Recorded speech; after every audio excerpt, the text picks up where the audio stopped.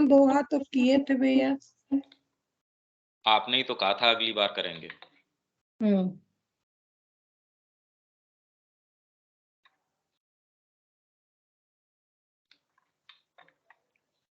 चेतक इंद्रिय सत्ता की पर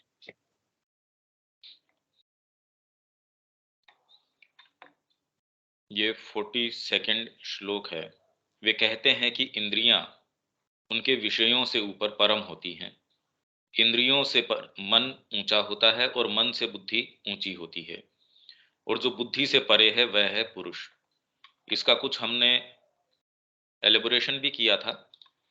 हमें सांख्यों की उस मनोवैज्ञानिक क्रम व्यवस्था को याद रखना चाहिए जिसे गीता स्वीकार करती है।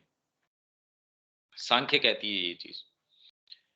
इस क्रम व्यवस्था में एक और पुरुष है जो स्थिर, अकर्ता, अक्षर, एक और अविकसनशील या अपरिवर्तनशील है। दूसरी ओर प्रकृति है जो सचेतन पुरुष के बिना स्वयं जड़ निष्क्रिय है, जो कर्त्री तो है, मतलब जो क्रिया करती है, परंतु इसका यह कर्तृत्व पुरुष की चेतना के सानिध्य से, उसके संपर्क में आने से ही है। जैसा कि हम कहेंगे, पहले एक नहीं अपितु अपरिमित त्रिगुणात्मिका विस्तरण एवोल्यूशन एवं अंतर्वलयन इन्वोल्यूशन में सक्षम है। पुरुष और प्रकृति का संपर्क ही आत्मनिष्ठता, सब्जेक्टिविटी और वस्तुनिष्ठता, ऑब्जेक्टिविटी के खेल को उत्पन्न करता है, जो कि हमारी सत्ता का अनुभव है। जो हमारे लिए आत्मनिष्ठ अथवा अंतरंग है, पहले वह विकसित होता है, क्योंकि पुरुष चेतना अथवा आत्म चेतना ही प्रथम कारण है, और जड़ प्रकृति शक्ति केवल द्वितीय और पहले पर आश्रित कारण है। तथापि यह प्रकृति ही है, न कि पुरुष, जो हमारी आत्मनिष्ठता या व्यक्ति परकता के उपकरणों की आपूर्ति करती है। इस क्रम में सर्वप्रथम है बुद्धि, अर्थात अब इस क्रम को ये समझा रहे हैं। ये बड़ा मुश्किल है इस क्रम को, जिस तरीके की ऊपर भाषा गई है कि इस एवोल्यूशन के अंदर वास्तव में किस तरीके से ये हो रहा है। पुरुष और प्रकृति का संपर्क, मतलब पुरुष और प्रकृति किस तरीके से इंटर रिलेशन के अंदर हैं, वो आपकी आत्मनिष्ठा और वस्तुनिष्ठता के खेल को उत्पन्न करता है। भाई कैसे? आप कितने कल्टीवेटेड हैं, ये जगत आपको वैसा ही नजर आएगा। अदरवाइज कोई वो ही कलाकृति, कोई कल्टीवेटेड आदमी नहीं है, उसको कितना क्या दिख जाएगी। अगर आप ऑब्जेक्टिवली आंखों की बातें करें तो भी जगत कितना दिख जाएगा, और वही कल्टीवेटेड हैं, और आपके नेत्र की ज्योति थोड़ी सी कमजोर भी है तो भी आप इसका कितना बना पाएंगे। तो पुरुष कितना सक्षम है। भाई सावित्री पढ़ रहे हैं आप, प्रकृति आपकी बहुत सक्षम है। पुरुष पार्ट जो आपका अंदर बुद्धि है या आपकी जो अंडरस्टैंडिंग है डीपर, वो उसको अगर अप्रिशिएट नहीं कर सकती तो सावित्री, कला, साहित्य, संगीत, मतलब किन्हीं का भी आप क्या बना सकते हैं। आपकी इंद्रियां तेज होके भी कितना क्या बना सकती है उनका। तो पुरुष और प्रकृति का संपर्क जो है वो आत्मनिष्ठता, मतलब सब्जेक्टिविटी, और ऑब्जेक्टिविटी, इन दोनों का जो खेल है उसको उत्पन्न करती है, जो कि हमारी सत्ता का अनुभव है। और जो हमारे लिए आत्मनिष्ठ अथवा अंतरंग है, हमारे लिए कोई चीज अंतरंग है, कोई भाव है, आप समाधि में हैं, आप बहुत अच्छे मूड के अंदर हैं, आपको जो आनंद उसके अंदर आ रहा है, आप उसको किसी भी तरीके से कैसे आप बता सकते हैं? आप तो बता नहीं सकते उस चीज को। तो माँ जिन स्थितियों को, जिन चीजों को वर्णन कर रही है, आप अगर उस सारे को पढ़ भी लेते हैं तो भी वास्तव में वो कितनी जीवंत हैं, कितनी वाइब्रेंट हैं चेतना से, जब तक कि आप कल्टीवेटेड नहीं है आप उसको पूरा अप्रिशिएट नहीं कर सकते। तो हमारे लिए आत्मनिष्ठ अथवा अंतरंग है, पहले वह विकसित होता है, क्योंकि पुरुष चेतना अथवा आत्म चेतना ही प्रथम कारण है। पहली चीज है आपकी आत्म चेतना। कोई मकान भी बना रहे हैं, पहले आपके प्लानिंग आती है, पहले बुद्धि आती है कि भाई ये खाका है, इस तरीके से मेरे को ये बनाना है, तब आप मकान बनाते हैं। कोई भी चीज है उसके अंदर पुरुष चेतना या आत्म चेतना प्रथम कारण है, और जड़ प्रकृति शक्ति केवल द्वितीय और पहले पर आश्रित कारण है। आप कोई भजन गा रहे हैं, कोई राग गा रहे हैं, क्या आप बार एक्सप्रेस क्या कर रहे हैं, वो इस पे डिपेंड करता है आप अंदर से क्या चाहते हैं। और जितना ही आप कल्टीवेटेड हैं, सारी चीज इस पे डिपेंड करती है कि भीतर से आप क्या चाह रहे हैं।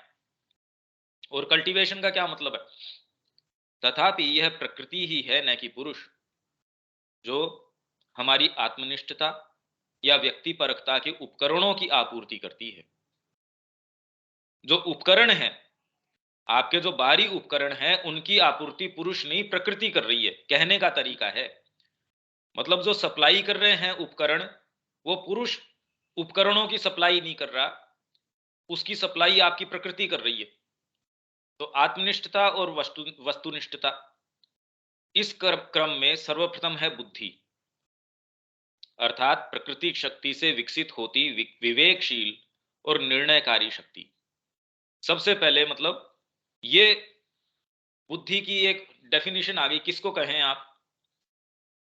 प्रकृति शक्ति से विकसित होती विवेकशील और निर्णयकारी शक्ति। आपने चीजें देखी, लकड़ी का ये व्यवहार है, इसका ये व्यवहार है, अच्छा इससे ये कर सकते हैं, आप उसका विवेक करते हैं। आग के पास आप उसके ऊपर खाना पकाने के लिए प्लास्टिक का कोई बर्तन थोड़ी चढ़ा देंगे, उसके ऊपर आपको पता है कि इसका क्या गुण धर्म है। वो जो प्रकृति शक्ति से विकसित होती विवेकशील और निर्णयकारी शक्ति है, और बुद्धि के साथ विकसित होती है अपने को दूसरों से पृथक करने वाले अहंकार की शक्ति। तो क्रम विकास के अंदर सांख्यों के आधार पे भाई मूल प्रकृति से हम ये कह रहे हैं मन, बुद्धि और अहंकार। तो सबसे पहले बुद्धि क्या निर्माण करती है? पहले तो उसको मैं और मेरे से अलग दूसरे, अगर सेल्फ और नॉन सेल्फ का कॉन्सेप्ट नहीं आए तो बुद्धि विवेक किस में करेगी?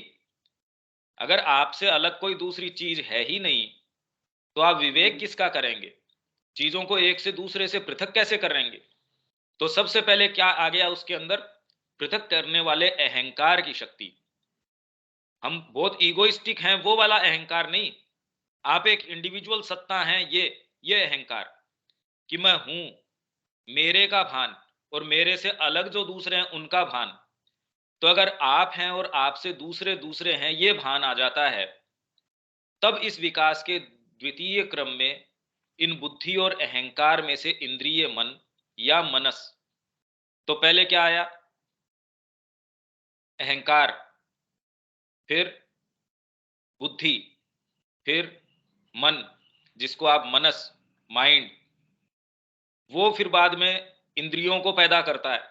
मन अपने आप के अंदर निर्णय करता है, पर उसको रिपोर्ट चाहिए। मेरे से अलग चीजें जो है उनकी रिपोर्ट चाहिए कि ये प्लास्टिक का है, ये लोहे का है, ये विचार ऐसा है। फिर धीरे धीरे आप उनके ऊपर परसेप्ट्स एंड कॉन्सेप्ट्स ये तैयार कर लेते हैं। बरसात से ये चीजें होती हैं भाई। अब उसको आप कैसे महसूस करते हैं, आप एक साइकोलॉजी बना लेते हैं। ये चीज खाने से मेरे को ये होता है, तो जैसे ही आप वैसी चीजें देखते हैं जो आपको नहीं अच्छी लगती, उसके साथ ही भाव उत्पन्न होने शुरू हो जाते हैं, जबकि कोई आवश्यकता नहीं है।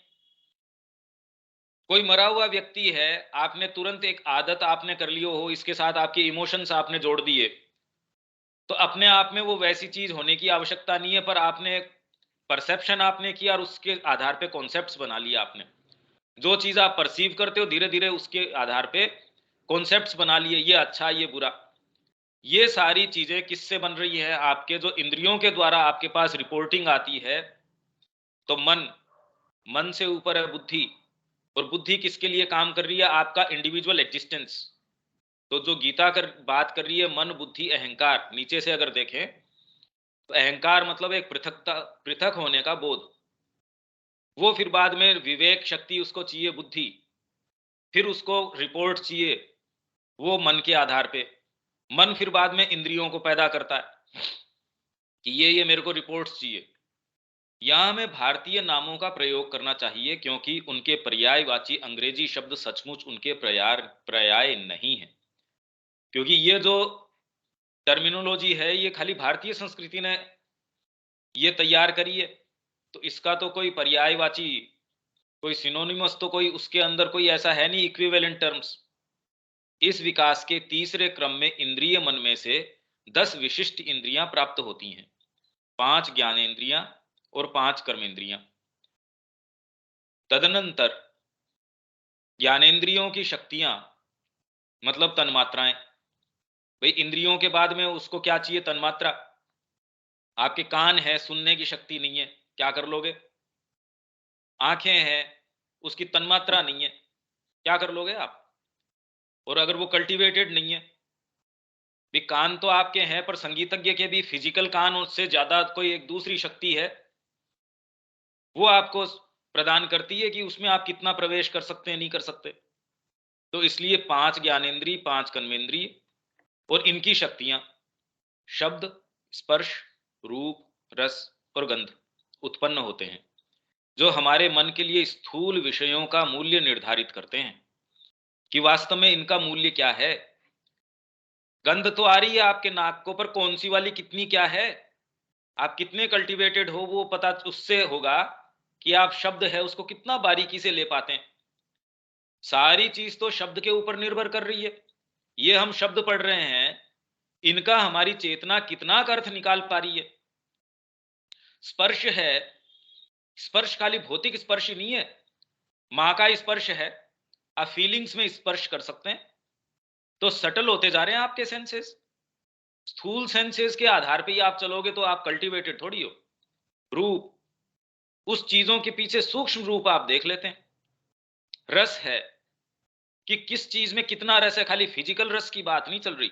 गंध है, ये सारी जो तन्मात्राएं हैं जो हमारे मन के लिए स्थूल विषयों का मूल्य निर्धारित करते हैं और हमारी आत्मनिष्ठता में पदार्थों की जो प्रतीति होती है, मतलब सब्जेक्टिविटी में आपको अब जो चीजें जैसी नजर आएंगी, अगर आप कल्टीवेटेड हैं इन सारों के अंदर, तो सब्जेक्टिवली मतलब आत्मनिष्ठ तरीके से आपको वो पसंद ही नहीं आएंगी। इसीलिए कला है, साहित्य है, संगीत है, अगर ये आप में उसकी सुरुचि नहीं है, तो वो कहते हैं आप बिना सींग और पशु के पूंछ के पशु हो नीरे। ये ही मनुष्य को सच्चा मनुष्य बनाती हैं। अदरवाइज आपके ये इंद्रियां भी हों तो भी जगत का कितना निर्माण कर सकते हो आप। तो आत्मनिष्ठता में पदार्थों की जो प्रतीति होती है वह उन्हीं के द्वारा होती है। इन्हीं 5 विषयों के उपादान स्वरूप पंच महाभूत उत्पन्न होते हैं, जिनके विभिन्न सम्मिश्रणों से बाह्य जगत के पदार्थ उत्पन्न होते हैं। ये सारा क्लासिफिकेशन ये सांख्य का है। हालांकि उसके ऊपर जिस तरीके से अलग अलग लोग इंटरप्रिटेशन करते हैं, सांख्य का जो एन्यूमरेशन पार्ट है कि भाई ये मन पुरुष है, उस पुरुष के बाद के अंदर जो पहले अहंकार, फिर बुद्धि, फिर मन, मन के बाद ये जो आपकी इंद्रियां, फिर तन्मात्राएं और फिर पंच महाभूत, उनकी ये रचना करते हैं। तो इस तरीके से ये 24 तत्व आपके जो तैयार होते हैं, ये सारे के सारे 24 तत्व तैयार हो गए। पर इसका इन्यूमरेशन का इंटरप्रिटेशन अलग अलग पद्धतियां, योग पद्धतियां किस तरीके से करती हैं, हालांकि ये न तो हमारा विषय अभी इस समय, गीता के अंदर अपन ने बहुत इसका विश्लेषण किया भी है समय पे जहां प्रसंग था। पर आप ये देखेंगे कि जगत का निर्माण जिस तरीके से आपके लिए होता है, आपकी आत्मनिष्ठता का जिस तरीके से निर्माण होता है, वो इस तरीके से जैसे ये बता रहे हैं वैसे होता है। अपने आप में सामने कोई चीज थोड़ी है। अगर अपने आप में होती तो आप कोई साहित्य पढ़ रहे हैं, अगर आपके अंदर चेतना का विकास है तो आप उससे जितनी चीज निकाल पाएंगे, उन विचारों से, उन बातों से, उन चीजों से जगत में क्या घटित हो रहा है, जिसके अंदर थोड़ी सी देखने की शक्ति है, वो चीजों की कड़ियां जोड़ सकता है। श्री अरविंद ने पृथ्वी के सारे इतिहास को जोड़ के एक पूरे क्रम में रख दिया। तो आइडियल ऑफ ह्यूमन यूनिटी, ये सारे जो उन्होंने लिखे हैं, कैसे युगों का चक्र ऐसे काम कर रहा है, सारी चीजें उन्होंने उस रहस्य को कैसे, उन कड़ियों को वो देख पाए, किस आधार पे, कैसे। तो अगर आपको ये नहीं हो तो पूरा इतिहास पढ़ के भी आप उसको परिप्रेक्ष्य में नहीं रख सकते।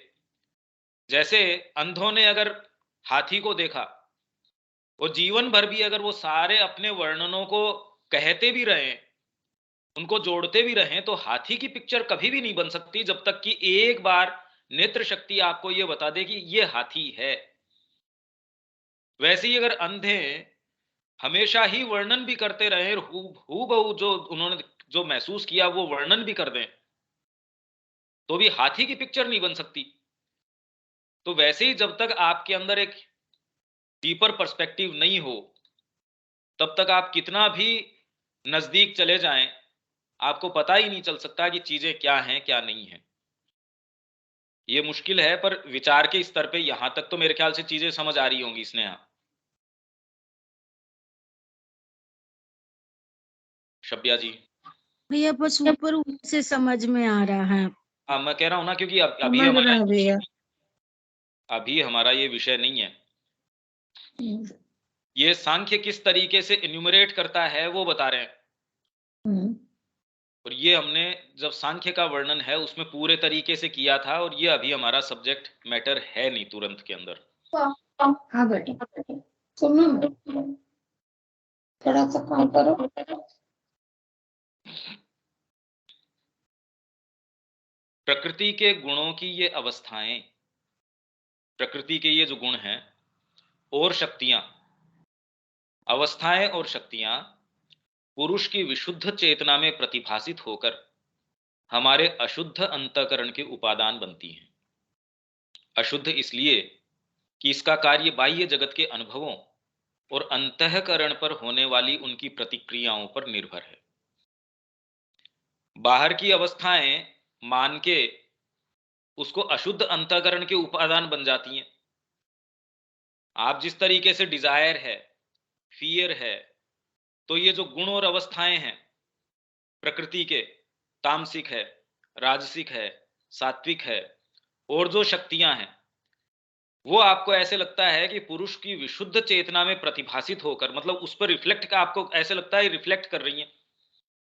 आपका सच्चा स्वभाव आंतरिक जो है वो अलग है, और बाहरी स्वभाव जो है आप उसको अपना सच्चा स्वभाव मान बैठते हैं, क्योंकि प्रकृति के गुण और शक्तियां हैं वो पुरुष की विशुद्ध चेतना है उसमें प्रतिभासित हो जाती हैं, उसमें रिफ्लेक्ट हो जाती हैं। और हमारा जो अशुद्ध अंतकरण है उसके उपादान, मतलब उसके उपकरण बन जाती हैं। तो आप डिजायर के कारण काम करते हैं, जबकि काम करना चाहिए दूसरे तरीके से। आप ईगो के कारण काम करते हैं, काम करना चाहिए विल के कारण। अशुद्ध इसलिए कि इसका कार्य बाह्य जगत के अनुभवों और अंतःकरण पर होने वाली उनकी प्रतिक्रियाओं पर निर्भर है।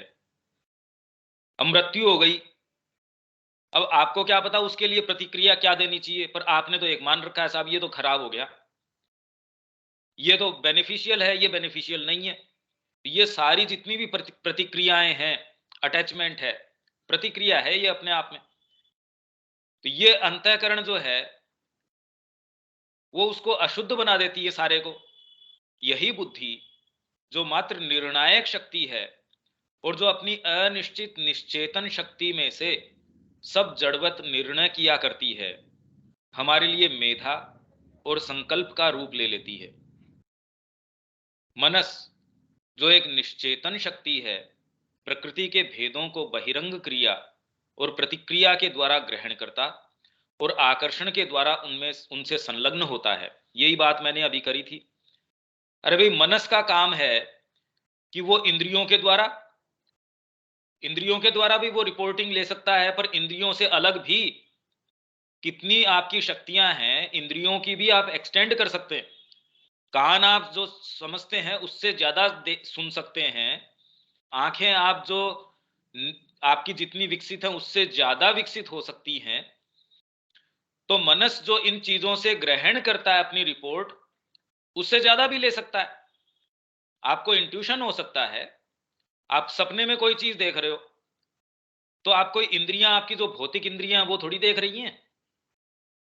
भौतिक इंद्रियों को तो कोई दिक्कत ही नहीं है, आप रूम में बैठे हो तो भी भय अंदर से आ रहा है। तो ये जो आकर्षण है, भय है, तो मन जो है प्रकृति के भेदों को बहिरंग क्रिया और प्रतिक्रिया के द्वारा ग्रहण करता और आकर्षण के द्वारा, अब आकर्षण और विकर्षण हो गया आपके, उनसे संलग्न हो जाता है। ये मेरा बच्चा है। अब इस आधार पे देखो आप कैसे सारा निर्णय करने लगते हैं। ये मेरी माँ है, ये मेरा देश है। तो जो तटस्थ होके आपको क्रिया करनी चाहिए, क्योंकि मन संलग्न हो गया आकर्षण के द्वारा, ये किसको विकृत कर देगा? आपकी बुद्धि को। तो जो आपको निर्णय तटस्थ तरीके से होना चाहिए, आपको पता ही नहीं लगता कि आप प्रभावित हैं। तो इंद्रियानुभव, इंद्रियों का आपको अनुभव हो रहा है और कामना बनता है, जो बुद्धि और संकल्प के ही दो भोंडे और विकृत रूप हैं।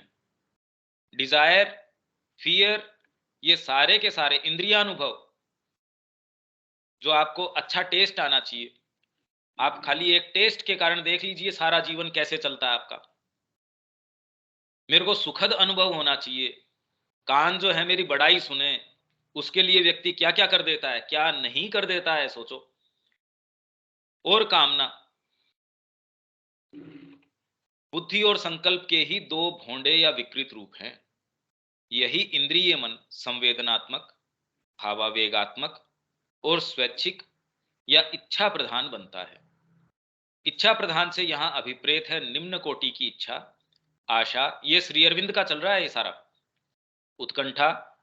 और बाद में क्या है, इसकी शायद कमेंट्री भी आ जाएगी, तो थोड़ा सा आपके लिए ये इजियर होगा।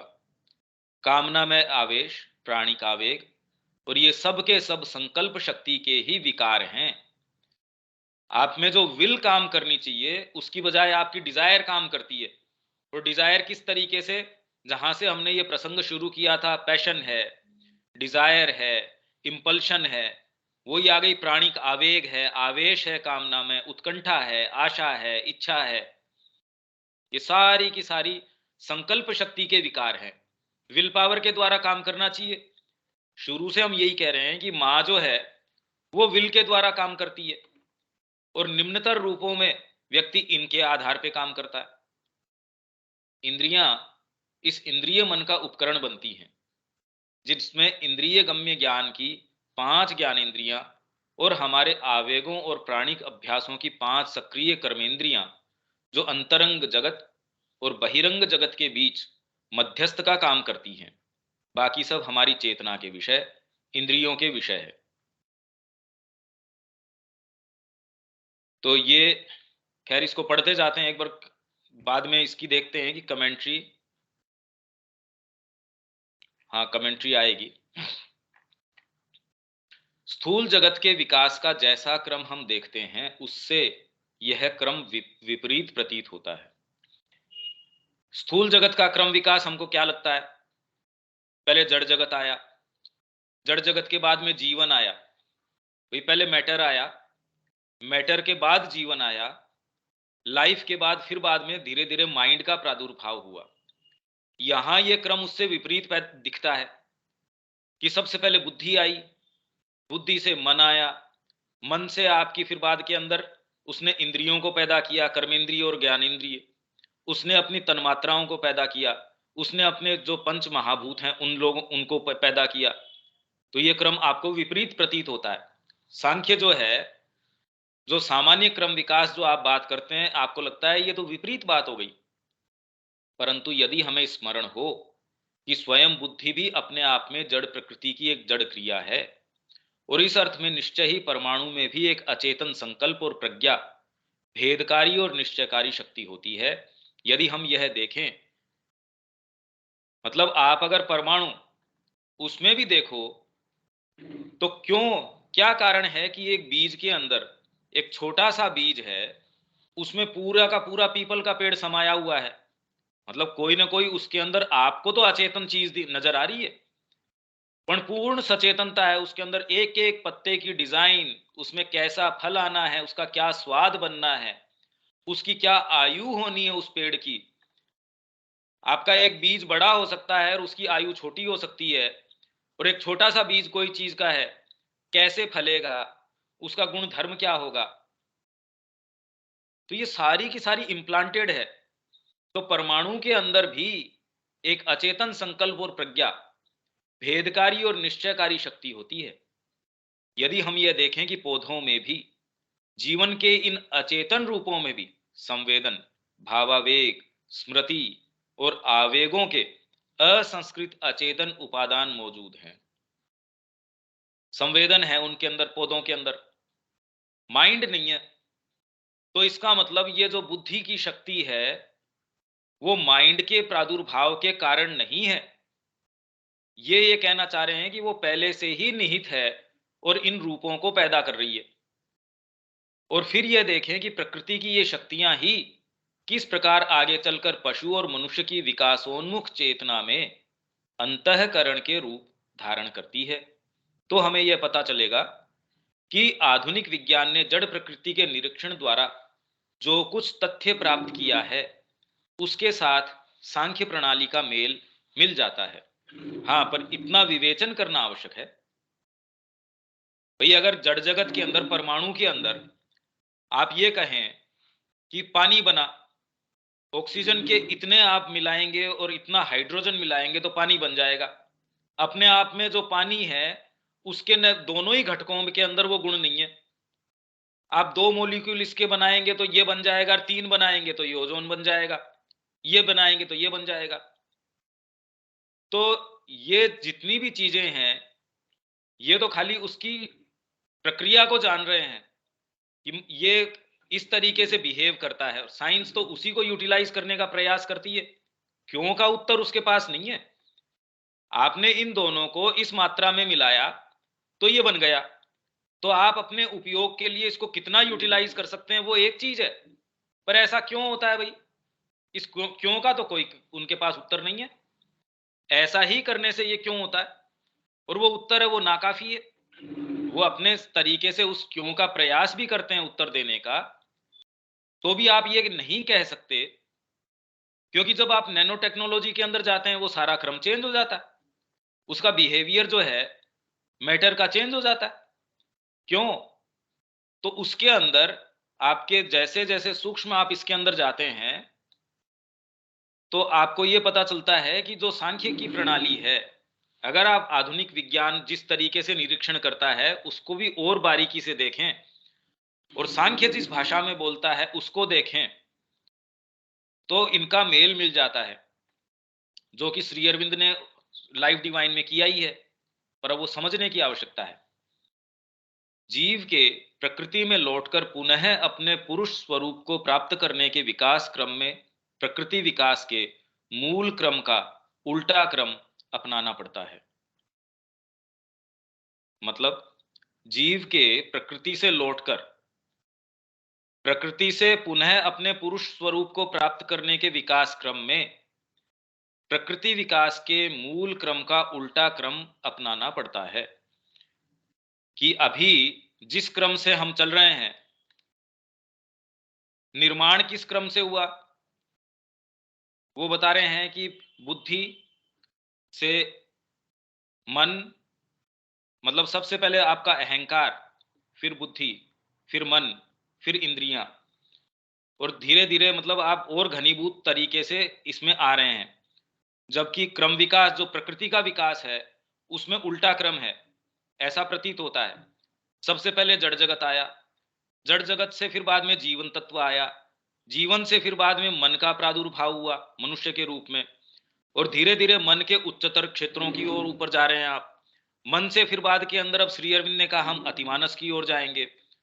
तो इस तरीके से हमको ये क्रम विकास उल्टा महसूस होता है। जो प्रकृति की तरफ से आप जब चलते हैं पुरुष की तरफ, अपनी सच्ची चेतना की तरफ, तो ये क्रम आपको उल्टा अपनाना पड़ता है या महसूस होता है। ये देखिए उपनिषदों ने तथा उपनिषदों का ही अनुसरण करके और लगभग उपनिषदों के वचनों को ही उद्धृत करके गीता ने हमारे अंतःकरण की शक्तियों का आरोहण क्रम इस प्रकार बतलाया है, जो कि ऊपर बताई दिया। अपने विषयों से इंद्रियां परे हैं,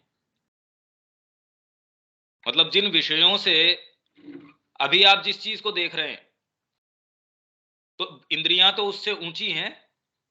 आप जिस जगत को देख रहे हैं इंद्रियां उससे बाउंड नहीं है। तो विषयों से आप जिस साइट को देख रहे हैं आपकी नेत्र शक्ति उससे ऊपर है। जिस शब्द को आप सुन रहे हैं उससे आपकी श्रवणेंद्रिय ऊपर है। जिस रस को आप ग्रहण कर रहे हैं उससे आपकी रसना जो है वो ऊपर है। आपका स्वाद का जो है भाव, वो जो आपका परसेप्शन है वो उससे परे है, और इंद्रियों से परे मन है, क्योंकि मन कोई आवश्यक नहीं है कि इंद्रियों से रिपोर्ट ग्रहण करे। मन अलग तरीके से रिपोर्ट ग्रहण करके, कल्पना शक्ति भी है आपके अंदर, खाली मैदान है उसमें आप कल्पना करते हैं कि ऐसा बगीचा लगाऊंगा, इंद्रियों से थोड़ी पता चला। अब उस कल्पना शक्ति के आधार पे आप निर्माण करना शुरू करते हैं, और आपने जो कल्पना करी उसको क्रिएट कर देते हैं। तो वो चीज इंद्रियों से आई या कल्पना से आई? तो इसलिए आपने जो क्रिएट किया, मन जो है वो इंद्रियों से परे है, मन से परे बुद्धि है। अब आप क्या क्रिएट करेंगे वहां, अगर कल्पना शक्ति नहीं है? अब बुद्धि आपकी कोई टेररिस्ट की है, अब क्या निर्माण करेंगे? आपकी कल्पना कैसी आएगी वो सोचिए। आप कामी पुरुष हैं, आपकी बुद्धि अगर विकृत है, कैसी कल्पना आएगी आपके? इसलिए बुद्धि भी परिष्कृत हो तो कोई अच्छी कल्पना आ सकती है, नहीं तो अभी आपको अगर छोड़ भी दिया जाए फ्री और कहें कि कल्पना करो, हमारी कल्पना तो बड़ी लिमिटेड है। तो इसीलिए कहे भी बुद्धि शुद्ध है या नहीं है। आप अगर भगवान के चरणों में आपकी बुद्धि है, तब फिर बाद के अंदर आपकी जो कल्पना आएगी और मन जो क्रिएट करेगा वो शुभ होगा। और बुद्धि से परे जो है वह है, मतलब आपका जो पुरुष तत्व है, ये चीज है जो शिक्षा के अंदर प्रयास करना चाहिए। अभी तो मन का ही विकास नहीं कर रहे, माइंड जिसको कहते हैं, क्योंकि माइंड के अंदर तो इमेजिनेशन भी है, माइंड के अंदर तो और जजमेंट करने की भी फैकल्टी है। जीवन में हम जजमेंट ही नहीं कर पाते। तो न तो अभी मन का विकास है, मन के विकास के अंदर आपके इंद्रियों का भी विकास है। आप जितना समझते हैं आपकी इंद्रियां उससे ज्यादा केपेबल है। आंखें आप थोड़ा सा ध्यान देंगे उस स्थान में जाएं, माँ ने बहुत एक्सरसाइजेस बताई हैं इसकी, कि आप एक कमरे में प्रवेश कीजिए, फिर आप कॉन्शियसली अपने आप को सजेशन दीजिए कि मेरे को 5 मिनट इसको निहारना है, और फिर मैं देखता हूं कि मेरी स्मरण शक्ति कितनी है। कल्पना शक्ति एक है, स्मरण शक्ति आप देखो तो बिल्कुल बहुत थोड़ी है अपनी, धीरे धीरे उसको कल्टीवेट किया जा सकता है। पर ये सारी फैकल्टीज से भी, ये तो बहुत लोगों में है आजकल, धीरे धीरे कि कैलकुलेशंस इतनी तेज कर देंगे, पर फिर भी करेंगे क्या? बुद्धि बहुत तेज है तो भी इस निर्णय पे नहीं आते कि जीवन का मैं कर क्या रहा हूं। आप बहुत तेज भी हैं, गिद्ध की नजर बहुत तेज है, पर है उसकी किस चीज के ऊपर? आसमान में उड़ रही है चुईया के ऊपर। तो आपकी जितनी भी फैकल्टीज है उसको खूब बढ़ा भी दिया जाए तो आप उसका क्या करेंगे? बाजारीकरण करेंगे उसका। मेरे अंदर संगीत की क्षमता अगर आ भी जाएगी तो मैं ये कोशिश करूंगा कि मेरे अहम को और कितना पोषित किया जाए। मेरे अंदर साहित्य की क्षमता आ जाएगी तो मैं क्या करूंगा? उसका बाजारीकरण करने की कोशिश करूंगा। कल्पना शक्ति है, उपन्यास लिख दूंगा कि बाजार के अंदर मेरा उपन्यास खूब बिके साहब। तो ये शुद्ध बुद्धि तो कहीं है ही नहीं, क्योंकि शुद्ध बुद्धि किससे आएगी? परे वो है, आपके अंदर डीपर तत्व है, वो अगर होगा आपकी बुद्धि शुद्ध होगी। बुद्धि शुद्ध होगी, मन प्रॉपर तरीके से परसीव कर पाएगा, इंद्रियां बेटर काम कर सकती हैं। अगर ये क्रम उल्टा है, भाई अगर बहुत कुशाग्र कोई व्यक्ति है, बहुत तेज व्यक्ति है, बहुत अच्छा तीरंदाज है, पर मन से विक्षिप्त है, टेररिस्ट है, तो क्या आप उसको, कोई भी हथियार खराब भी काम करता है तो क्या उसको पकड़ाएंगे? सबसे पहले क्वालिफिकेशन उसकी क्या होनी चाहिए? वो स्टेबल भी है या माइंड में नहीं है। तो वैसे ही ये क्षमताएं, जो गहरी क्षमताएं हैं, ये नहीं पकड़ाई जा सकती और वो उदय ही नहीं होती, आपको वो परसेप्शन ही नहीं आता। जैसे कि कितनी भी अच्छी भाषा हो अंधे की, बहुत अच्छा भी वर्णन कर किया हो उसने, उसने जो परसीव किया, पर वो ये कभी भी नहीं कह सकेगा कि ये हाथी है, क्योंकि उसको दिखाई नहीं कभी। तो वो जो तत्व आपको एक बार दिख जाता है, वो फिर बाद में बुद्धि के अंदर सही, उसको शुद्ध बुद्धि, अच्छी बुद्धि, सही बुद्धि, बुद्धि से मन, मन से फिर बाद में वो इंद्रियों पे क्रिया करता है। तो आज जो हम सारा प्रयास कर रहे हैं वो हम बुद्धि के स्तर के ऊपर, अगर ये आ जाता है प्रकाश, तो वो मन पे अपनी क्रिया करेगी। मन के द्वारा आप परसीव करेंगे इस जगत को और जैसी रिपोर्ट लेंगे उसमें फर्क आ जाएगा। फिर उसके ऊपर आप जैसी क्रियाएं करेंगे उसमें फर्क आ जाएगा। नहीं तो दूसरे कहते भाई अब हम क्या कर रहे हैं, ये पढ़ जो रहे हैं इसका लाभ क्या? अगर हम कहें तो ये इसका एक लाभ है, फोरमोस्ट लाभ है ये, कि क्या बुद्धि में थोड़ा बहुत परिवर्तन आता है क्या। पर फंडामेंटली तब तक नहीं आएगा जब तक कि ये जो पहली कड़ी है, जब तक कि हार्ट आपका मूव नहीं करता, जब तक कि उसमें ये चीज नहीं आती कि मैं मां के लिए हूं। इसीलिए जो द्विज की संज्ञा दी जाती थी वो इतनी जबरदस्त बात है, क्योंकि ये भाव आता ही नहीं। आप में सारी क्षमताएं हो, आप बहुत तेज बुद्धि वाले हो, सारी चीजें समझ जाते हो, तो भी अंततोगत्वा ये निर्णय नहीं आता कि मेरी सारी शक्ति परमात्मा के लिए है। तो ये भाव एक बार अगर आ जाए कि मेरा सारा जीवन मां के लिए है, इसमें सारा क्रम आपके समझ में आ गया। अगर आपके ये क्रम समझ में आ जाता है तो पुरुष और प्रकृति, आप कहते हैं मेरे परिवार, ये कुछ भी नहीं है, कोई सामने चीज नहीं है। जैसे ही ये इनका दोनों का कॉम्बिनेशन चेंज होता है, ये जगत की प्रतीति चेंज हो जाएगी। तो आपको आज जो नियम लगता है वो नियम नहीं रहेगा। अगर वो ही नियम रहे तो फिर बाद में इनके कॉम्बिनेशंस का फर्क भी क्या पड़ा। इतना तो साधना से मतलब है। वही अगर पुरुष की चेतना, वो अगर एक कुत्ते की चेतना है, तो जगत आप कितने भी कोशिश करो वो तो दिखेगा वैसा ही। पर जब वो चेतना में परिवर्तन आ जाता है और मानव की चेतना आ जाती है, तो वो वाले जो इश्यू पहले एक पशु के साथ थे वो इश्यू रहते ही नहीं। तो वैसे ही अगर आपकी चेतना में परिवर्तन आ जाता है तो सामने आज जो आपको बंधन लगते हैं वो बंधन नहीं रहेंगे। तो इसलिए करने का एकमात्र काम है चेतना में आरोहण किया जाए। चिदात्मा, वह तत्व जो ये कह रहे हैं ना, वह चिदात्मा परम पुरुष।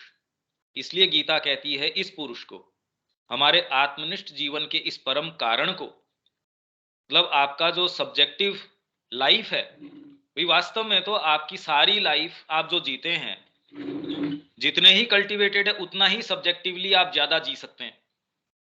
सारी की सारी चीज सब्जेक्टिव है, सामने तो कोई चीज है ही नहीं। तो उसका जो परम कारण है उसको हमें बुद्धि के द्वारा समझना और जान लेना होगा, उसी में अपने संकल्प को स्थिर करना होगा। इस प्रकार हम प्रकृतिस्थ निम्नतर अंतरंग पुरुष को, प्रकृति के अंदर जो घुल मिल गया है, आप सारे दिन, भाई हमको कब याद रहता है कि मैं आत्मा हूं। इसीलिए विवेकानंद जी क्या कहते थे कि भी सबसे पहले वेदांत का जो वाक्य है कि अहम ब्रह्मास्मि, ये इस पूरी संस्कृति को सिखाना होगा, पुनः जागृत करना होगा।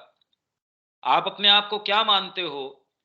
आप अगर अपने आप को आत्मा मानेंगे, आपका अपना सच्चा जो स्वरूप है वो मान लेंगे, तो ऐसे जो कार्य में आप ऑलरेडी इतने निमग्न हैं, उस प्रकृतिस्थ हैं, उसके अंदर एंटेंगल्ड हैं, वैसा कैसे रह सकेंगे।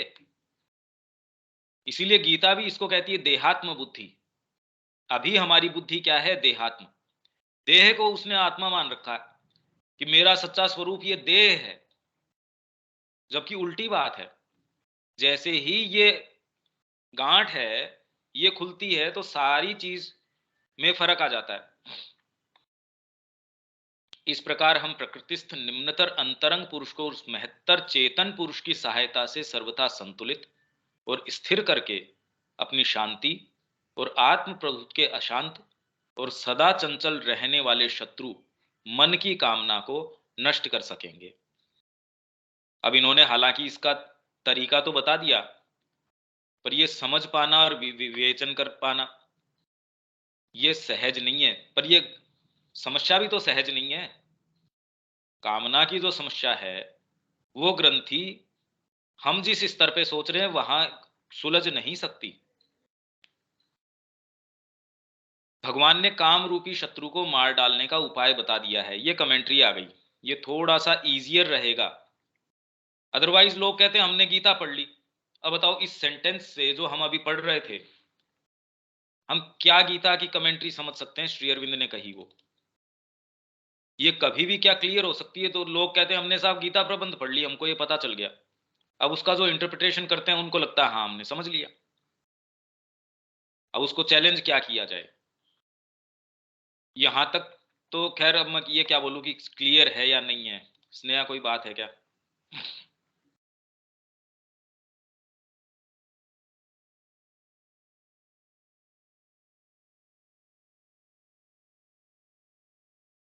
हेलो।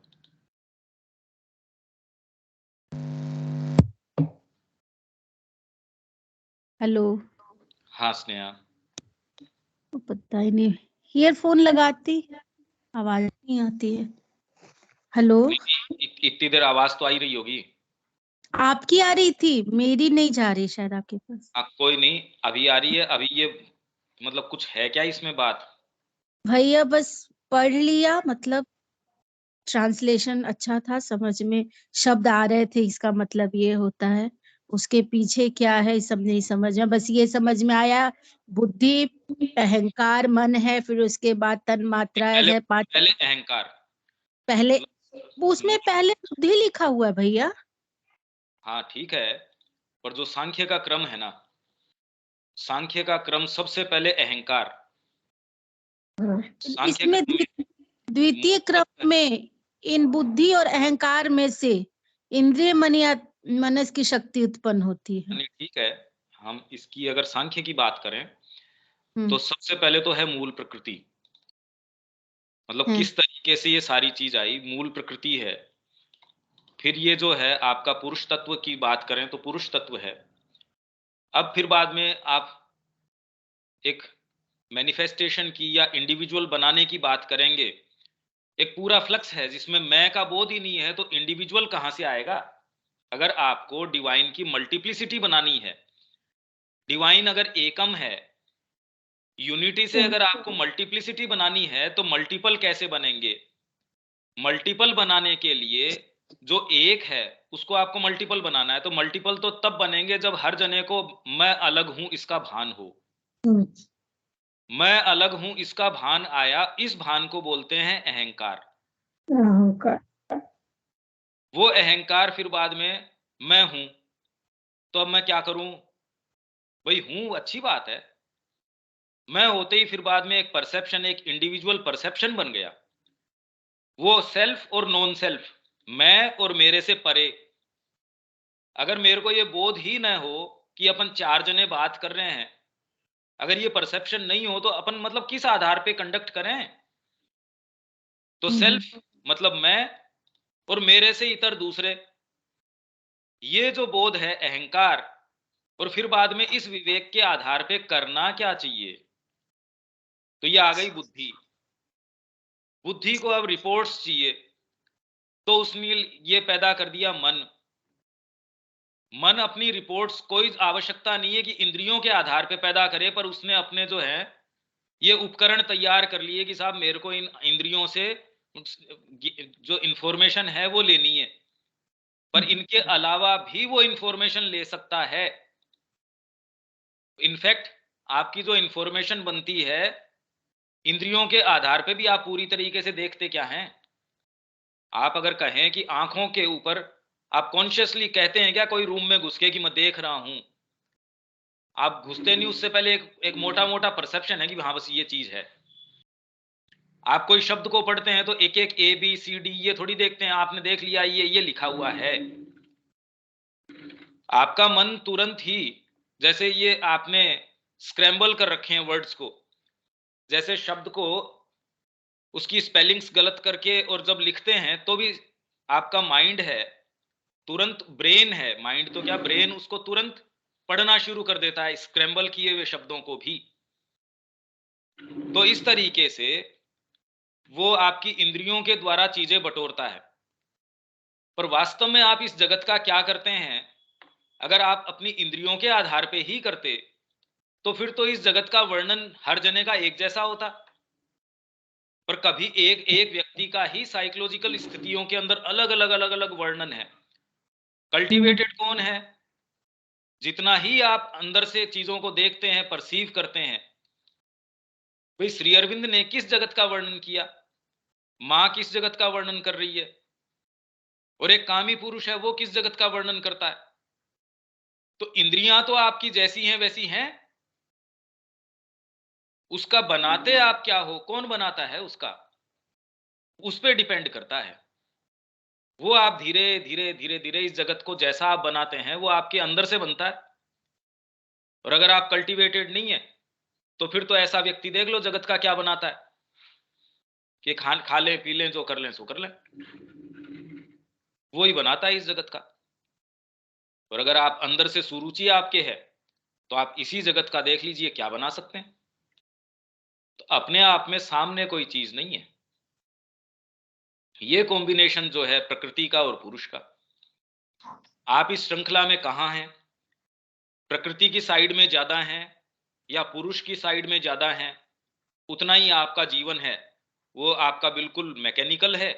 अगर प्रकृति के साइड में है तो बिल्कुल मैकेनिकल है, क्योंकि प्रकृति तो बिल्कुल यांत्रिक है। और अगर पुरुष की साइड में है तो फ्री है। इसलिए आप कहते हैं भैया क्या करें। अब वो वर्णन जो जितना भी है हमारे ऊपर, तो ये है वो है, जितना ही आप उससे डिसएंटेंगलमेंट में आएंगे उतना ही आपका वर्णन चेंज हो जाएगा। मतलब प्रकृति के भैया तरफ मन के जाता बाद रहता क्या है। आया फिर? हैं? मन के बाद क्या आया? अहंकार, बुद्धि, मन। उल्टा कर रहे हो आप। सबसे पहले अहंकार, फिर बुद्धि, फिर बाद में, मतलब अगर पुरुष, फिर मैनिफेस्टेशन बुद्धि। से इधर चलेंगे, हाँ, तो मन के बाद क्या है? इंद्रियां। वो जो 10 बताते हो, तन मात्रा, वो सब। नहीं, कर्मेंद्रिय और ज्ञानेंद्रिय। और उसने अपनी अच्छा। तन्मात्राएं पैदा कर दी, पंच तन्मात्राएं। और उन्होंने अपने पंच महाभूत पैदा कर दिए। अरे देखने की शक्ति है पर सामने कोई चीज ही ना हो, देखोगे किसको? हम्म, तो उसने अपने पंच महाभूत जो है वो कर दिए। हम्म। अग्नि तत्व है, जल तत्व है, ये तत्व है, वो तत्व है, वो सारे उसने पैदा कर लिए। 23 ही हुए ये। कैसे? 23 ऐसे हुए कि अहंकार, बुद्धि, मन, 5 ज्ञानेंद्रिय, 5 ज्ञान कर्मेंद्रिय, 5 पंच महाभूत और 5 और बताए थे। और हैं? मूल प्रकृति, एक ऊपर जो आपका पुरुष तत्व है और मूल प्रकृति, 24 तत्व हो गए। तो पुरुष कहाँ गया? पुरुष प्रकृति तो 2 अलग है ना। अरे भाई आप इसको गिनो, मन बुद्धि अहंकार 3 ये हो गए।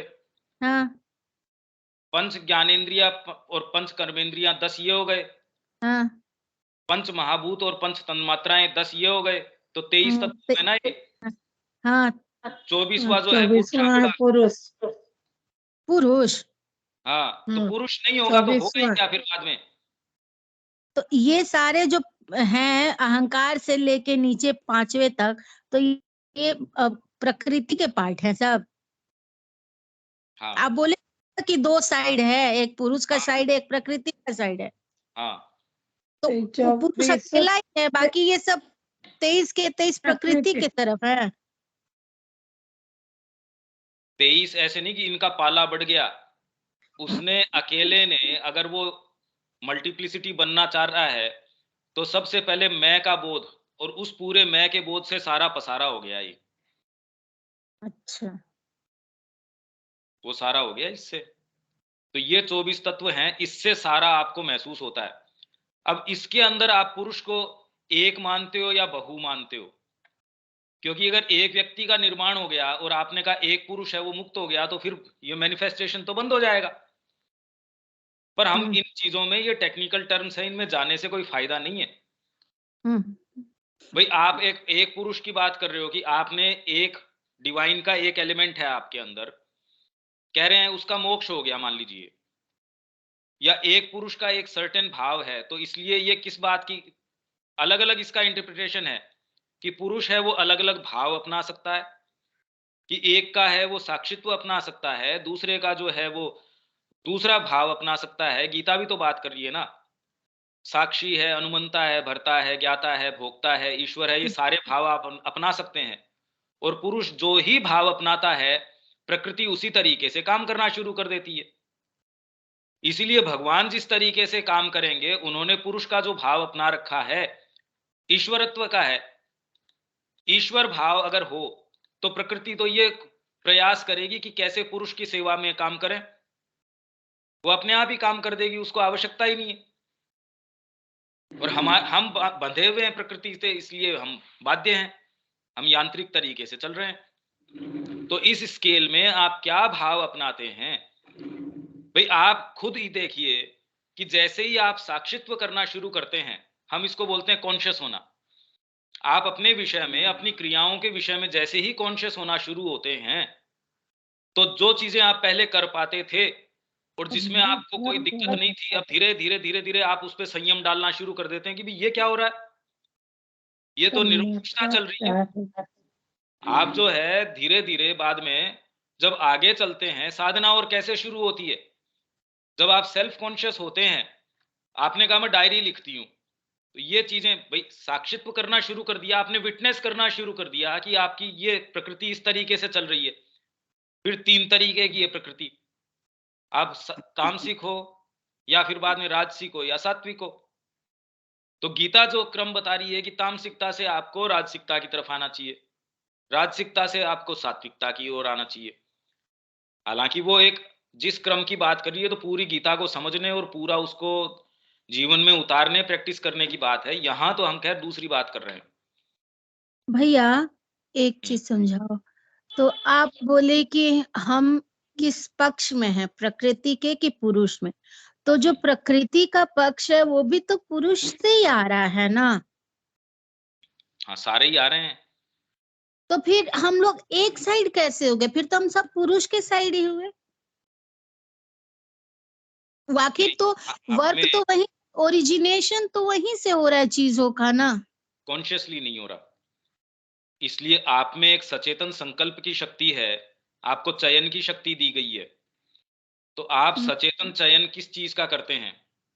यो तो प्रकृति अपना, जो श्री अरविंद कह रहे हैं कि संपूर्ण जीवन ही योग है।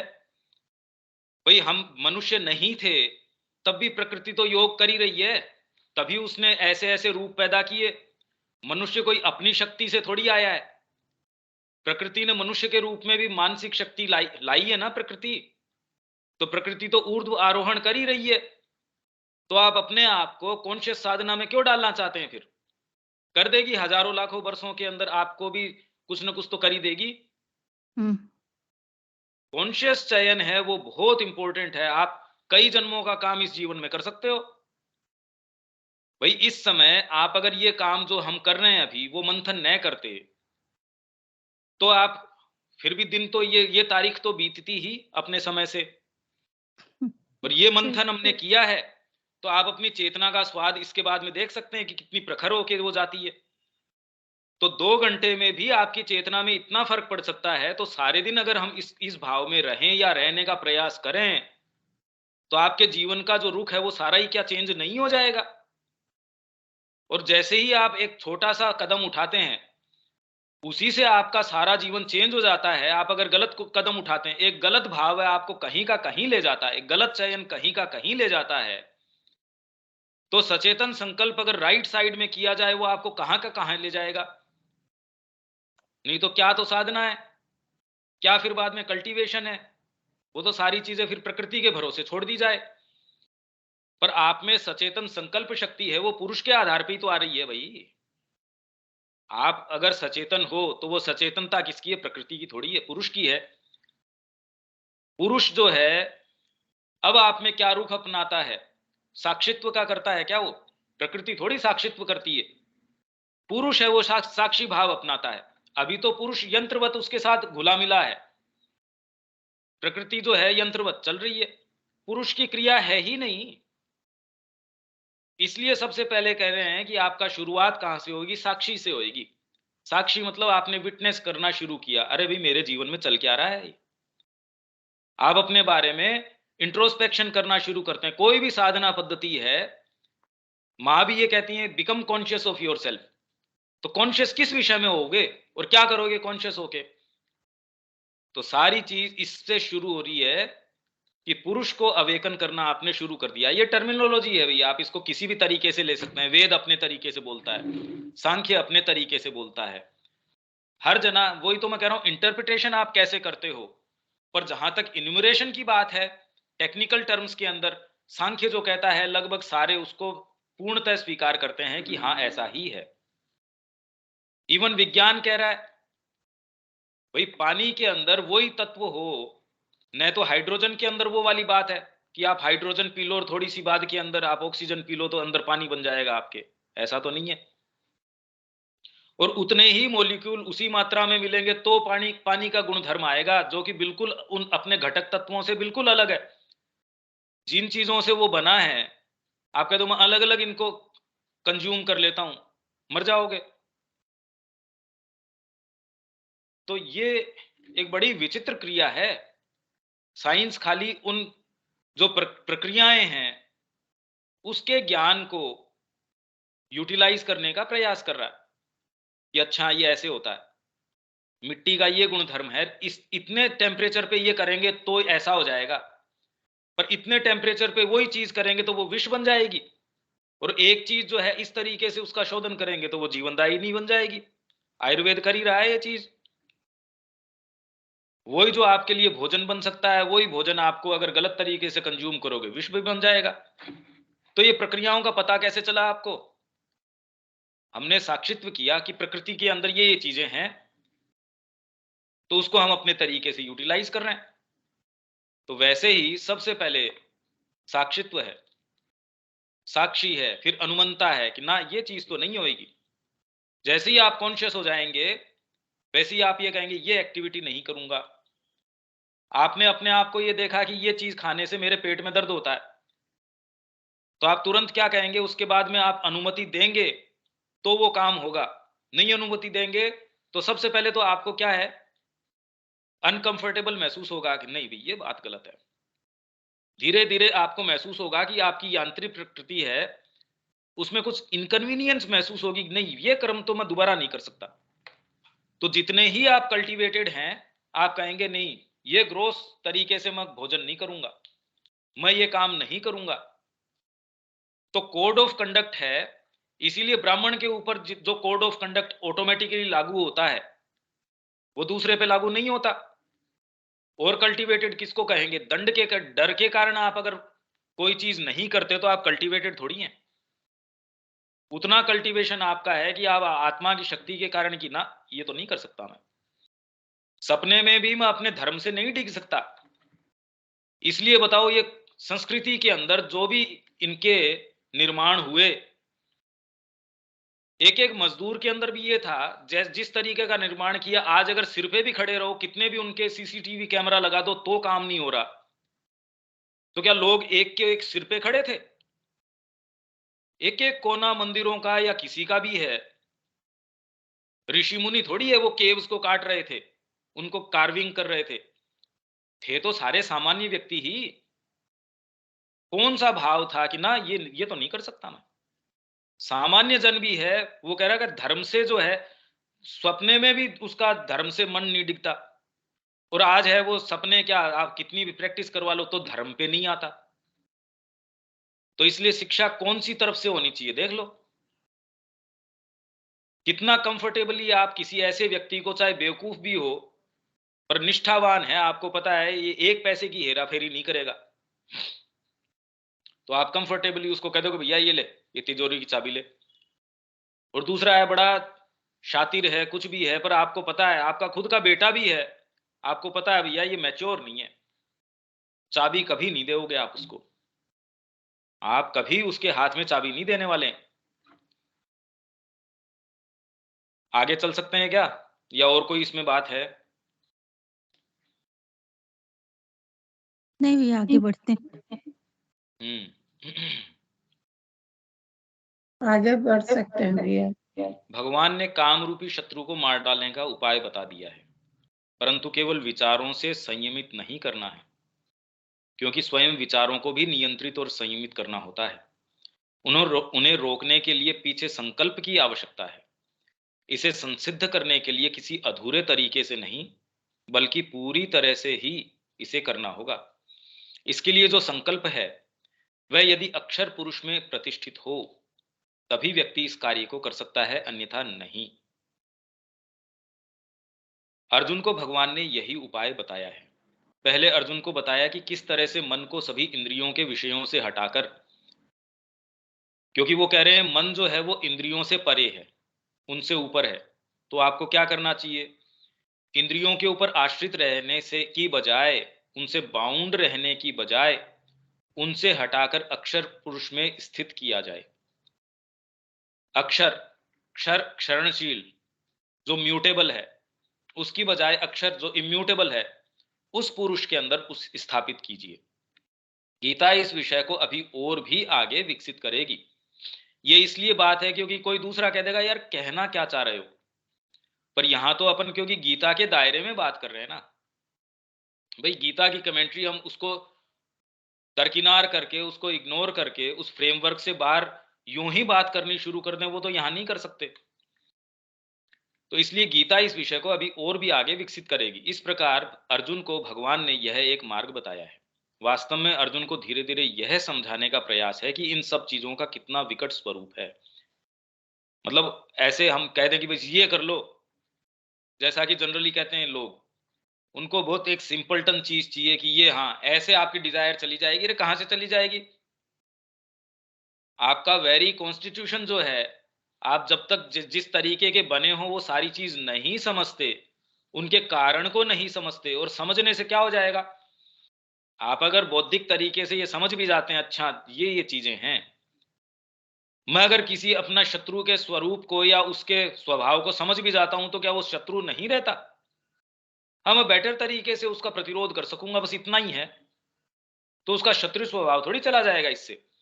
मैं अपनी प्रकृति को जान जाता हूं तो उसको बेटर तरीके से टैकल कर सकूंगा, बस इतनी ही बात है।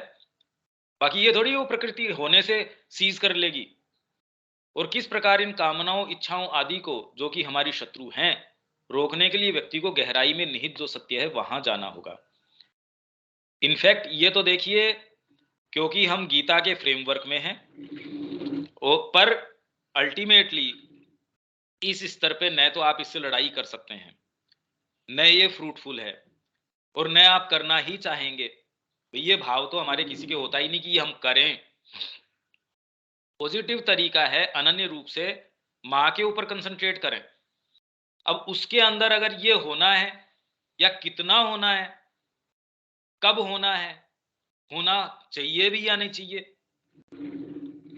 पर देखिए इसके अंदर जैसे ही हम ये कहते हैं तो आप तुरंत रिलैक्स हो जाते हैं कि नहीं नहीं कोई खास बात नहीं है, जैसा होता रहे। तो सारी चीज केंद्रित किसके ऊपर है? आपकी सच्चाई के ऊपर, सिंसियरिटी के ऊपर। वो सिंसियरिटी ये जानती है कि भी ठीक है, मैं माँ के निहित कर रहा हूं, अब इसके अंदर जो है सो है, मेरे को ये चीज परमात्मा ने दी है, ये स्वभाव भी तो भगवान का ही दिया हुआ है, अच्छा है या बुरा है, ये आप तो उनके निहित नियोजित करो, अपनी सारी चीज को, अपने विचार को केंद्रित कर दो उनके ऊपर, उनके कार्य के ऊपर। शुद्धिकरण ऑटोमेटिक। और शुद्धिकरण क्या होगा भाई?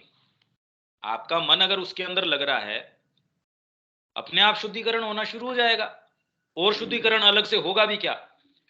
आपने मन का, जिसको सो कॉल्ड शुद्धिकरण भी कहते हैं, पर है अल्टीमेटली इगोइस्टिक, अरे वाह मेरा मोक्ष हो जाए, तो वो मैं की जो कड़ी है वो तो गई नहीं अभी तक। तो अल्टीमेटली अगर रहस्य की बात करें इस सारे के बावजूद भी, तो सारी ग्रंथि इसके ऊपर है कि कैसे हम अपने आप को समर्पित करें। हमारे विचार है, भावना है, वो शुरू वहीं से क्यों नहीं करें? भी मां की ओर केंद्रित करना ही शुरू कर दें, उनके लिए कर्म करना शुरू कर दें। तो ये एक पॉजिटिव तरीका है, अपने आप ही सारी शक्ति जो जो भी आपको मिलना है और जैसे ये होनी है अपने आप होना शुरू हो जाएंगी। आप जिस परिणाम को सोच रहे हैं वो तो एक ऐसी चीज है जो न तो हम जानते। ईगो फ्री चेतना कैसी होती है? अरे भाई, अब कितना अच्छा टर्म है ये ईगो फ्री। न तो हम जानते उसका स्वरूप, वो कैसा होगा, होना चाहिए या नहीं चाहिए। पूरा जीवन उसमें बिता दिया और बाद में जाके लगता है यार ये तो फिर ऐसी कोई चीज नहीं है जिसके लिए हमको करना चाहिए था एस्पायर। उसकी बजाय आनंद का मार्ग तो ये है भी माँ के निहित सारी चीज को नियोजित किया जाए। वो एक आनंद का ही मार्ग हो गया अपने आप में, नहीं तो तपस्या ही तपस्या है और उसका रिजल्ट कुछ नहीं है। मैं कामना पे विजय प्राप्त कर लूं, पर जब तक मैं का भान है कामना कहां से चली जाएगी? मैं कर लूं, लगे रहो इसी के अंदर। यहां भगवान अर्जुन से कह रहे हैं कि गहराई में एक ऐसी चीज है जिसमें यदि तुम संकल्प करोगे तभी इन काम आदि शत्रुओं को रोक सकते हो, अन्यथा नहीं। भाई अल्टीमेटली अगर तुम ये देखो, गहराई में एक ऐसी चीज है, वही तत्व आ गया आपकी, अगर आत्मा कह दो, पुरुष कह दो उसको, कोई भी ऐसी चीज अगर उस पे आप केंद्रित करते हो, उस संकल्प को आप प्रभावी करते हो, तो उसके अंदर शक्ति है कि वो इसको रोक पाएगी। आपकी प्रकृति साइड के अंदर आप रहते हो, आप कामनाओं के अंदर बरत रहे हो। अब सामान्य व्यक्ति बाजार के अंदर बैठा, उसको कहो काम रूपी शत्रु को मार, अब बेचारा समझ ही नहीं पाएगा, भाई वो पूछेगा कहना क्या चाह रहे हो, कौन से शत्रु को, क्या आपको कामना नहीं करनी चाहिए। अब क्यों नहीं करनी चाहिए, कहां से शुरू करे कहां खत्म करे, कामना मतलब कि क्या कामना, आप जिसको कहते हो कामना मतलब आपके परिवार नहीं होना चाहिए, आपका व्यापार नहीं होना चाहिए, मतलब क्या करना चाहिए, उसको सारी चीजें छोड़ के आश्रम में या जंगल में चला जाना चाहिए। अगर हमारे ऋषि यही उपचार बताते, यही उपाय बताते, तो क्या आज हम ये बातें करने के लिए होते यहाँ। परिवार नहीं होना चाहिए, सारे जने जंगल में ही चले जाने चाहिए। तो ऋषियों से लेके आज तक अनादिकाल से जो परंपरा चली आ रही है, हम कहां से आते, मनुष्य जाति तो वहीं खत्म हो जाती ऋषियों तक ही, हम तो होते ही नहीं। तो इससे ये पता तो चलता है कि हम जिस तरीके से समझ रहे हैं उसमें हमको समझने की आवश्यकता है भी, सही क्या है। हालांकि ऐसा नहीं है कि ऐसी शिक्षा देने मात्र से ही अर्जुन इन्हें रोक पाने में समर्थ हो जाएगा। मतलब ये सारी बातें कर ली तो इससे क्या हो गया भाई, आपकी और हमारी क्या कामनाएं चली गई। हाँ, इससे हम एक बेटर पोजीशन में हैं, बुद्धि से हम इसको बेटर समझ सकते हैं, बेटर अप्रिशिएट कर सकते हैं। और यहां यह उद्देश्य भी नहीं है, यहां तो उसे वे उस एक बुद्धि को उद्भासित करने वाली प्रकाशक और ऊपर उठाने वाली शिक्षा प्रदान कर रहे हैं, जिससे कि उसे मनोवैज्ञानिक रूप से इस बात के लिए तैयार करें कि वह अधिक गंभीर चीजों के प्रति खुल सके। और यही काम हमारे साथ हो रहा है। बाकी ये सारी पढ़ के कोई ये थोड़ी कामना चली गई या जो वो चीजें चली गई, पर हाँ ये है कि हम बेटर आलोकित हैं। इसको हम दोबारा अगर पढ़ें, दोबारा सुने, तो हम बेटर उसको और समझ पाएंगे। और अगर बेटर समझ पाएंगे तो हमारा ही विकास हुआ वो, तो हम अपने जीवन को बेटर कंडक्ट कर पाएंगे। इस बात के लिए तैयार करें कि वह अधिक गंभीर चीजों के प्रति खुल सके, ताकि उसे वह परम वचन सर्वधर्मान परित्यज्य प्रभावी रूप से प्रदान किया जा सके। अभी धर्म है ही नहीं तो परित्यज्य किसको करोगे। मैं अपना सर्वस्व भगवान आपको देता हूं और मेरे सर्वस्व में क्या है, थैला खाली है, मेरे पास कुछ है ही नहीं। तो भगवान मैं आपको सर्वस्व देता हूं और मेरे पास सर्वस्व में क्या है, मेरा मन मेरी मानता नहीं, शरीर मेरी मानता नहीं, मेरी कोई चीज मेरी नहीं मानती, और भगवान मैं सर्वस्व आपका हूं। अब ये तो बात शुरू ही नहीं होती। तो पहले सर्वस्व मेरे पास कुछ तो हो, तब आप समर्पण करें। अभी मैं हूं ही नहीं, अभी मेरा वजूद ही नहीं है, एग्जिस्टेंस ही नहीं है मेरी, तो मैं सर्वधर्मान, अरे कोई भी धर्मान, सर्व तो छोड़ो, एकाध धर्मान भी परित्यज्य कहां से करूंगा, धर्म है ही नहीं मेरे। मेरे तो अभी कोर्ट्स ऑफ कोई है ही नहीं। उसी परम वचन के लिए सारी तैयारी है, सब तैयारी उसी के लिए है कि कोई धर्म तो हो पहले। उससे पहले की जितनी भी शिक्षा दी जा रही है, वह तो गीता के उस परम रहस्य को दिए जाने की योजना का ही अंग है। ये एकमात्र श्री अरविंद कह रहे हैं। आज तक किसी ने ये बात नहीं कही। जितनी भी टीकाएं आज तक गीता के ऊपर हैं, वो कुछ तो पहले जो यदा यदा ही धर्मस्य वहीं अटक जाते हैं। कुछ हैं जो खाली गीता को कर्म योग है वहीं तक बता के, कुछ जो है वो खाली कि मैं न तो जल सकता हूं, न मेरे को जल है वो गला सकता है, न अग्नि मेरे को दहन कर सकती है, कि ये तो इन्होंने पूरी आत्मा का रहस्य बता दिया। इसको जो श्री अरविंद है वो कह रहे हैं creed of the Aryan fighter. जो आर्य क्षत्रिय उसकी क्रीड है, ये तो उसका खाली सिद्धांत है। वो जिस चीज को कल्टीवेट कर रहे हैं, जिस चीज को डेवलप कर रहे हैं, जिस विचार को, इसीलिए उन्होंने कहा जेल के अंदर वो आए, he placed Gita into my hands, उन्होंने गीता मेरे हाथ में रख दी। उत्तरपाड़ा के भाषण में बोल रहे हैं ना श्री अरविंद, उन्होंने गीता मेरे हाथों में रख दी और मैं गीता का योग कर पाया, और मैं ये समझ पाया कि भगवान कृष्ण मेरे से क्या चाहते हैं और उन लोगों से क्या चाहते हैं, कि निष्काम तरीके से कर्म कैसे किया जाए, और फिर भी नो नेग्लिजेंस। निष्काम का मतलब ये नहीं कि माँ का काम कर रहे हैं तो पहले अगर युद्ध में जा रहे हैं तब तो बहुत ध्यान दे रहे हैं, माँ के काम में तो नेग्लिजेंस ही नेग्लिजेंस है। ये जो चाह रहे हैं कि वो लोग जो गीता का योग करना चाह रहे हैं, जो वास्तव में डिवाइन वर्कर होना चाह रहे हैं, उनसे क्या मांग की जाती है, ये मांग की जाती है, ये योग, ये सारी चीज, ये शक्ति श्री अरविंद के अंदर, वो कह रहे हैं गीता जब उन्होंने मेरे को दी तो मेरे अंदर ये चीज प्रवेश कर गई। ये है ना, वो उसके बैक कवर के ऊपर भी है वो quotation, then he placed Gita into my hands, वो उसमें, इसमें भी है, भारतीय संस्कृति में भी है शायद। इसलिए ये कमेंट्री है जो उत्तरपाड़ा के भाषण में वो बोल रहे ना,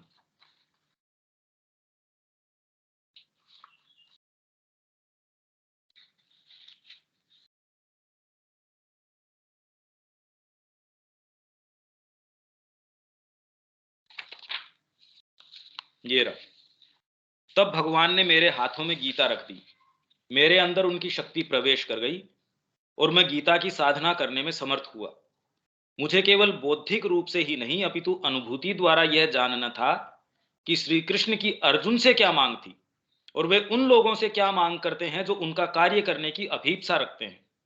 नहीं, अर्जुन से ही मांग होती तो हमारे लिए फिर क्या क्या मतलब हुआ उसका? भी अर्जुन तो एक फिर बाद में इतिहास की चीज हो गई, हमारे लिए तो कोई प्रासंगिकता रही नहीं ना उसकी। तो हमसे क्या मांग करते हैं? अर्थात घृणा और कामना वासना से मुक्त होना होगा, फल की इच्छा न रखकर भगवान के लिए कर्म करना होगा, अपनी स्वेच्छाचारिता का त्याग करना होगा और भगवान के हाथों में एक निश्चेष्ट तथा सच्चा यंत्र बनकर रहना होगा। ऊंच और नीच, मित्र और शत्रु, सफलता और विफलता के प्रति समदृष्टि रखनी होगी। और समदृष्टि का मतलब, मेरे को तो मतलब नहीं है साहब ये घर के अंदर आग लगे या नहीं लगे, अरे फर्क कैसे नहीं पड़ता भाई? आप फर्क पड़ना उसी को तो कहते हो। मेरे को कोई मतलब नहीं है, इस बैंक के अंदर कोई चोरी भी करके ले गया, मेरे को फर्क नहीं पड़ता, क्योंकि आप उसको अपना नहीं मान रहे, इसलिए फर्क नहीं पड़ता। वहां कोई मिसाइल अटैक हुआ है जी, मेरे फर्क नहीं पड़ता, क्योंकि आपका उसमें कोई इन्वॉल्वमेंट नहीं है, आपके कहीं दर्द नहीं हो रहा। पर इसको समदृष्टि नहीं कहते। और यह सब होते हुए भगवान के कार्य में लापरवाही न करना, ये है ना, ये कैसे हो भाई? ये जो है, जब वो बाहर आए तो उन्होंने कहा मैं तुम लोगों से कुछ कहना चाहता था।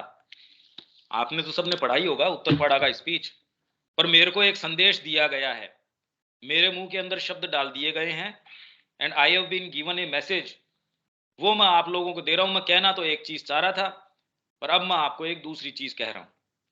तब उसके अंदर उस क्रम में ये बता रहे हैं, बहुत ज्यादा गंभीर बात है ये, इतनी इजी चीज नहीं है।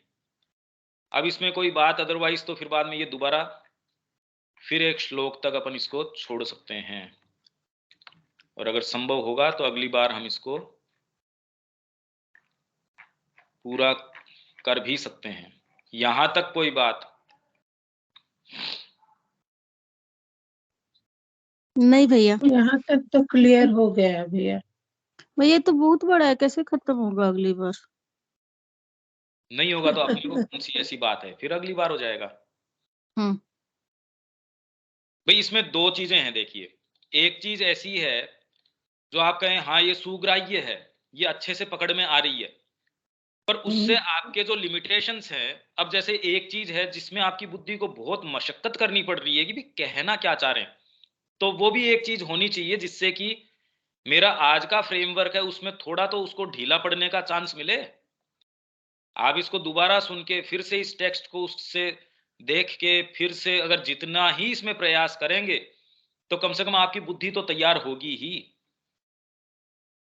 भाई इस हिंदी से अब आप ये देखिए कि जो लोग ये कह रहे हैं हमने गीता पढ़ ली या गीता प्रबंध पढ़ ली, अब वो क्या समझ सकते हैं? या ये अगर सिंथेसिस में से हमने लिया हो जो ऊपर कोटेशन पढ़ रहे थे, तो अंग्रेजी या हिंदी की बात नहीं है। अभी कोई कह दे कि हम तो क्योंकि अंग्रेजी नहीं आती तो ये हिंदी कर दी, इससे क्या बात समझ में आ गई?